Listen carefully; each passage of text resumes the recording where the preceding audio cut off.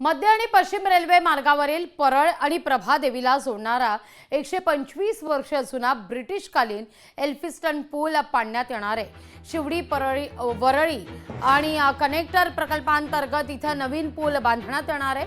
पण तिथल्या वाहतूक बंद करण्याच्या सगळ्या प्रक्रियांना महिनाभराचा कालावधी लागण्याची शक्यता असल्यानं वाहतूक पोलीस अधिकाऱ्यांनी या सगळ्या संदर्भात स्पष्टता दिली आहे। पूल पाडल्यानंतर वाहतूक टिळक ब्रिज आणि करी रोड पुलाच्या दिशेनं वळवण्यात येईल।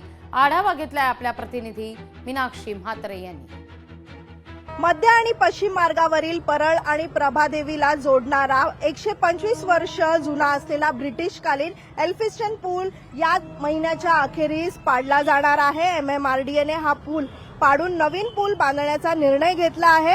नवीन पूल बांधण्यासाठी सुमारे 2 वर्षाचा काळ लागण्याची शक्यता आहे आणि त्यामुळे मुंबईकरांना पुढील काही काळ मोठ्या वाहतूक कोंडीला सामोरं जावं लागू शकतं। दक्षिण मुंबईतील दादर इथला टिळक पूल आणि लोअर परळ इथे आज झालेल्या डिलाईल रोड पुलाला समांतर असलेला हा पूल पाडल्यानंतर या 2 पुलांवर वाहतुकीचा ताण वाढू शकतो। सायन पूल आधीच आपण पाहतोय की बंद असल्यामुळे वाहतूक कोंडी वाढण्याची शक्यता आहे। या ठिकाणी सध्या तर आपण पाहिलं तर सांताक्रूज चेंबूर पुलासारखीच सरळ रचनेप्रमाणे या ठिकाणी डबल डेकर उडान पूल बांधण्यात येणार आहे आणि खालचा पूल जर आपण पाहिला तर पूर्व आणि पश्चिम भागाला जोडणारा असेल तर वरचा मार्ग शिवडी नावाशेवा अटल सेतूला जोडला जाणार आहे आणि MMRDAने या संदर्भात 4.5 किमीचा उत्तन्न मार्ग बांधण्याचा प्रस्ताव तयार केला असून या पुलामुळे अटल सेतूवरील वाहनांना थेट वर्ली किंवा दक्षिण मुंबई आणि वांद्र्याच्या दिशेने प्रवास करणे सोपे जाणार आहे। या सगळ्याच परिस्थितीचा आढावा MMRDA कसा घेते आणि